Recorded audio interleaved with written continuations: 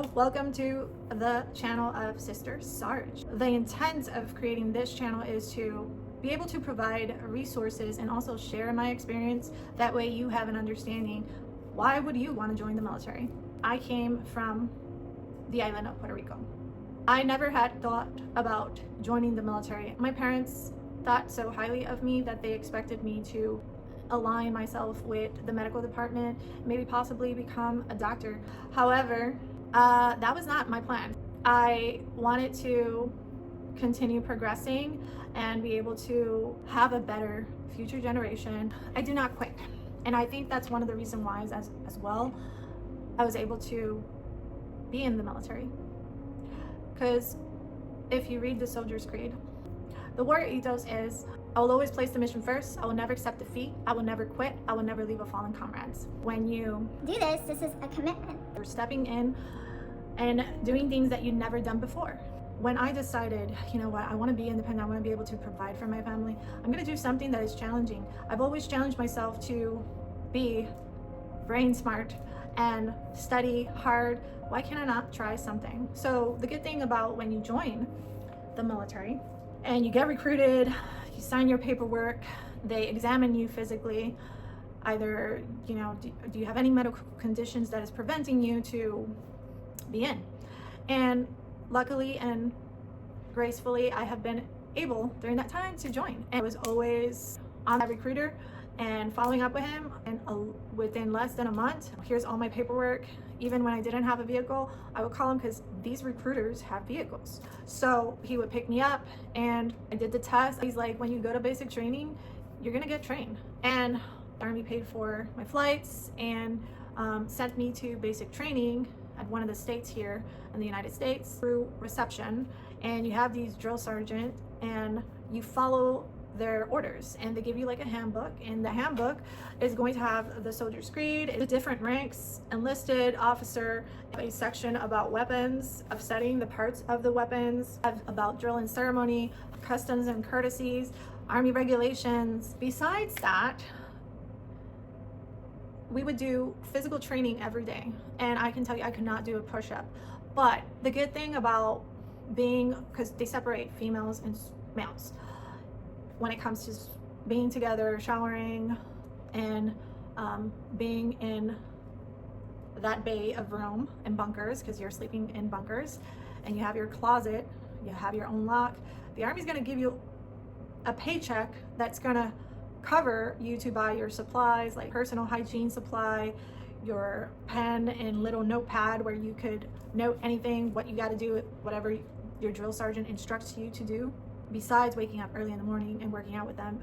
So before all of that, they also send you through a section which is called CIF. This is clothing issue facility, and they give you those clothes. They would issue the cap, the tan shirt, the coat, the pants, the boots. They would do your measurements.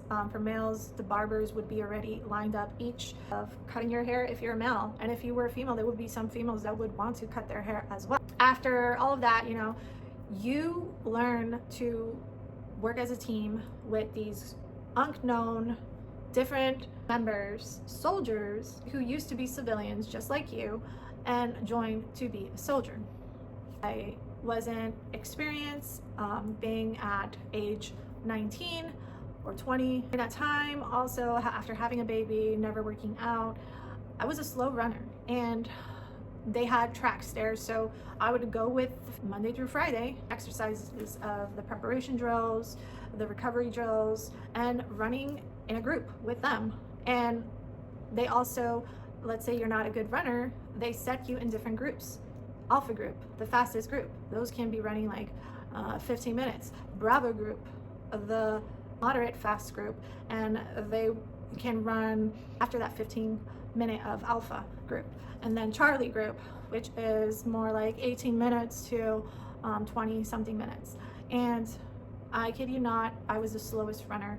This was a requirement that I had to do, but my mentality was, if I really want to become a soldier and I want to be fit and I want to return back home as a soldier and I want to be able to have the things and provide the things for my family without worrying about having a home and a stable job, I'm gonna do this. I'm gonna, make myself disciplined, and that's something that the military brings. It instills you discipline. It instills you structure as well, and following rules and regulations, laws as well. You can't just do whatever you want. There's regulation for uniform, AR 670-1. You can look it up in Google. And Army publications. That is a website that everyone can look it up and see whatever DA forms that they use, Department of the Army forms, or Army doctrine publications. There's so many information, including your MOS, like your level of MOS. What should you be doing? What's your responsibilities? We follow rules and guidelines. Drills and ceremony also has a structure where we march in an orderly manner. We give the hand salute to officers in order to give them the greeting of the day. I remember we all had only like 2 to 3 minutes to shower in the cold water. Your main focus is for personal hygiene is you have those 3 to 5 minutes to shower quickly, dress up, and be in formation in the next 15 minutes, because you have to count not only you're conducting personal hygiene, you're putting on that uniform, you're walking from your reception barracks to the formation location. Your drill sergeant informs you where you and your platoon needs to be. And if someone's missing, you're all getting smoked. And when I say smoked, you're all gonna get that push-up. And that was another thing. The push-up, I wasn't very proficient with the push-up, but being in the barracks, I was taught by other females, like if you train yourself being on the wall, for example. So I would put my hands against the wall here, and I would lean my body and then go down and train. Right now I can't do this with this because this can fall, but I would practice, and then I could move more back or use the stairs and train myself. A lot of people used to in the past like train themselves with their elbows wide, but now, and when you're doing the hand release push-up, you gotta ensure that your fingers or your thumbs are underneath your shoulder. They're not outside. Properly lift my body with my core, because if not, they're gonna fail you. They're gonna terminate you, and I don't need that. So I ensured I'm going to train myself physically, and I did, and I was able to pass the AFT. During that time, in the past, it was only 3 events. It was the push-ups, the sit-ups, and the 2-mile run. And now it used to be Army Combat Fitness test, where it had 6 events, but now it's 5 events because they changed it back to the name Army Fitness Test. And now they're doing the deadlift, the hand release push-up, the sprint drag carry, plank, and the run. So it's 5 events. The Army continues changing. That's why the Army song "And the Army goes rolling along." So you gotta adapt, you gotta train yourself, you gotta continue to, commit yourself and ensure that you're training and preparing yourself if you want to stay. It was good times. I was young, my metabolism was quicker during that time. And so from running like 23 minutes, I was doing 17 minutes there. I did my best, They take you to the range, they train you, and the minimum to pass the range with your M16 was with 23. We would have pop-ups, like puppets pop up from different distances on a land. Range was able to finally pass, and you're going to be singing a lot of cadences. I'm going to share one cadence. She's like, "Regulators, too hot, we're too hot, you know the real deal, oh, oh, oh, oh, oh, oh, oh, oh, oh, stay in step, da-da-da.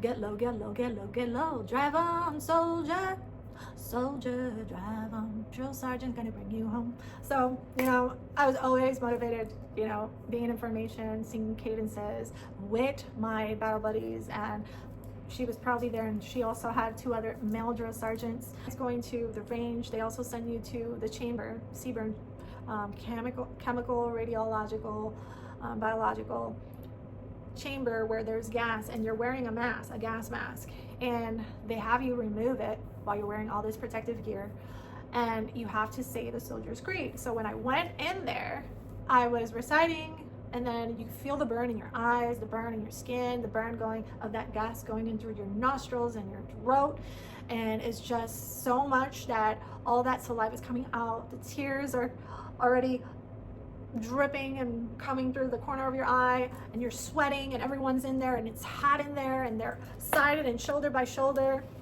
And then the drill sergeant, "Recite the Soldier's Creed, and we're all screaming. Some of them couldn't even recite the Soldier's Creed. I did recite entirely the Soldier's Creed. I sucked it up. So I always had that thought, you know, I'm doing this for the betterment of my family, for my future, and I never quit.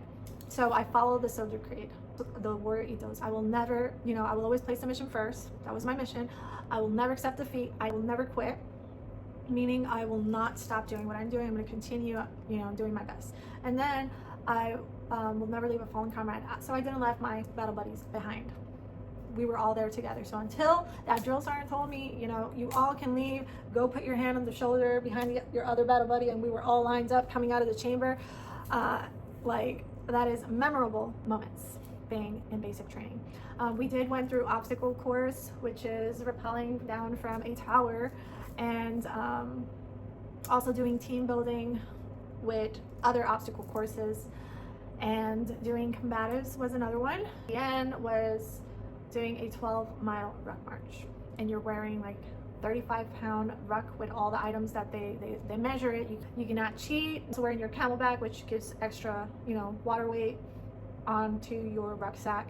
You're also wearing the Kevlar, which is the ACH, and it's heavy. It's like maybe 10 pounds. And then you're wearing your IOTV, which is, they're like these plates that you wear for the range, and you have a 5-pound in the front and a 5-pound in the back, and then it wraps around and covers you.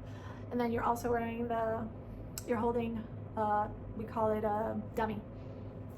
It's a M16, but it's locked. I remember I'm like, I've never done this, you know, this is so hard. And you know, we would stop also and I remember there was a captain besides the drill sergeant. He was the one leading it, and he was tall, and he would walk, and then the drill sergeants, do not fall back. You better not fall back. If you fall back, you fail. So I had small little choppy steps, but regardless, you know, I'm like, I'm not gonna fall. Everything is so heavy, and then you're going through these tall grass, muddy, rucking from early in the morning until from point A to point B. Our drill sergeants would inspect our feet. I did had like a blister on the back of my heel, but I still continued to change my socks because it was wet, and then continue on. So it is painful. It is like you waste your stamina, but you have to continue in order to build that endurance.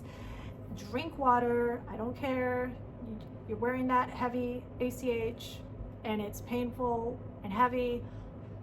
I didn't care. I just continued the 12-mile with everything. When I stopped at that 12 mark, and this was where we are all finishing and forming up, we are officially like confirmed, saying you passed, congratulations. The drill sergeant's telling you, and they give a speech, and then you graduate later another day with your family. They attend the ceremony. But I remember when I got there, I stopped from the bottom of my feet until my entire upper body started feeling this chills and colds, and I was feeling dizzy, and I took a knee.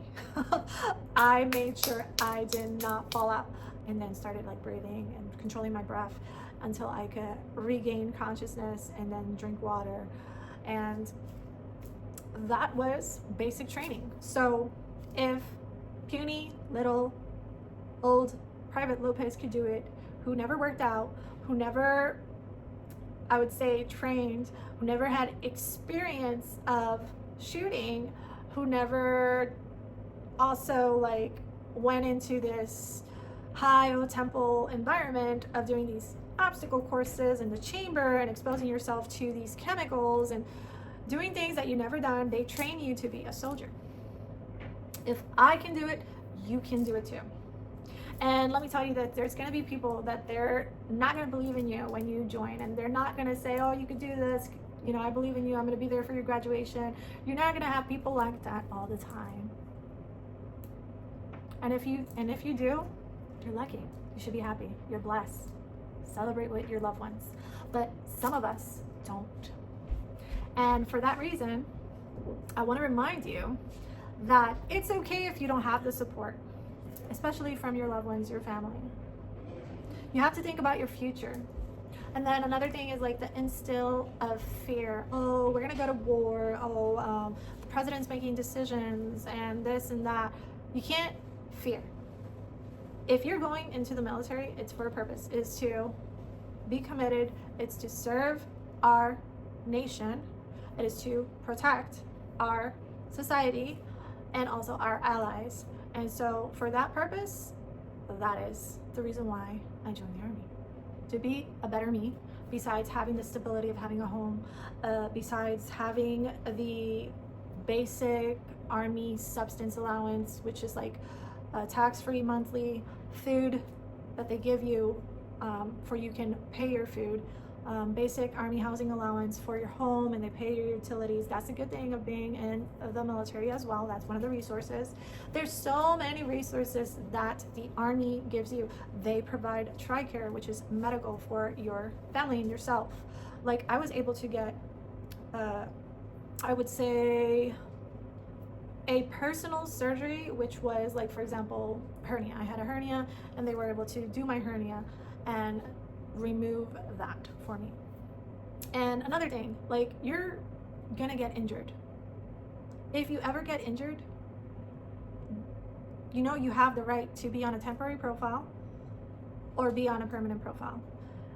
Have the right, use that resource with that medical provider. If they give you time that you need to recover, that you need to receive physical therapy and treatment to recover, take it.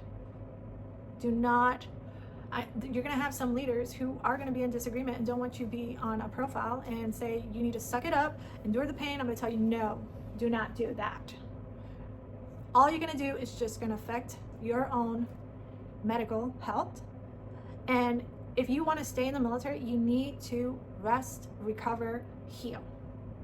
That's the purpose of these temporary profiles and profiles, to help you get back in shape and recondition for you to continue serving and being in the military.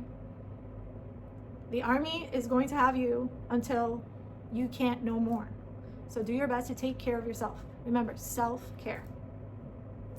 So I've been in for 15 years. I've learned.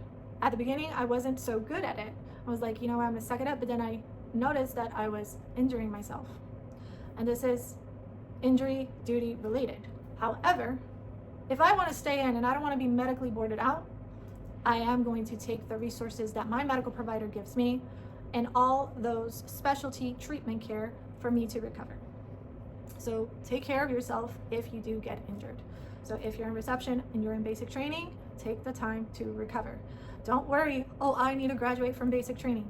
They're going to keep you in reception. They're not going to boot you out until you recover, and then they'll send you back to basic training unless you decide, I don't want to be waiting so long until I recover because I want to be in basic training or I miss being with my family. That's you. Those were good times, and I am actually proud of myself because I was able to succeed passing basic training, becoming a soldier in the United States Army. I left my home for the Army. I left my home for the Army.